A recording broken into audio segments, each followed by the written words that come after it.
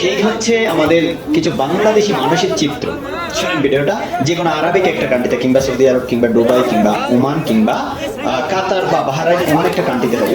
তো মসজিদে গেছে ইফতারের জন্য, যেহেতু এইসব দেশে বেশিরভাগ ইফতার খাবার ফ্রিতে, অনেক অনেক সৌদি অনেক আরবিয়ানরা আছে যে ফ্রিতে ইফতার খাওয়ায়, তাদের সামর্থ্য অনুযায়ী তাদের টাকা পয়সা আছে, ফ্রিতে আজনবীদেরকে ইফতারি খাও। তোরা ওই জায়গায় গিয়ে যদি এই মারামারির জন্য তোরা লেগে থাকোস, তাহলে তোদেরকে মানুষ কি বলে সাধুবাদ দিবে, কি বলে তোদেরকে আখ্যায়িত করবে। এটা খুবই খারাপ লাগলো। শুধু বাংলাদেশি বলে কথা নয়, বাংলাদেশি, পাকিস্তানি, ইন্ডিয়ানি, সবচেয়ে বেশি এই তিনটা দেশের মানুষ একেবারেই কোনো শৃঙ্খলা নাই তাদের। শুধু বাংলাদেশ বলবো না, বাংলাদেশ, পাকিস্তান, ইন্ডিয়া, এই তিনটা দেশের মানুষ সবচেয়ে জঘন্য আকারে খারাপ।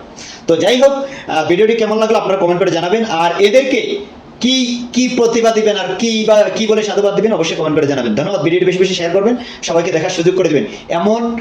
এমন ধরনের আচরণ, এরকম ধরনের কাজ কারবার যেন কোনো আজনবী কোনো দেশে গিয়ে এইসব এগুলা যেন করে না। আসলে এগুলার কারণেই মানুষ বিভিন্ন আরাবিয়ানদের কাছে অনেকভাবে খারাপ হয়ে যায়। আরাবিয়ান বলেন, ইউরোপিয়ান বলেন, যে কোনো কান্ট্রিতে যাবে, সবচেয়ে খারাপের দিক হচ্ছে এই ঝগড়াঝাটি আর মারামারির ভিতরে। ঠিক আছে, ধন্যবাদ। ভিডিওটি বেশি বেশি শেয়ার করবেন। আসসালামু আলাইকুম।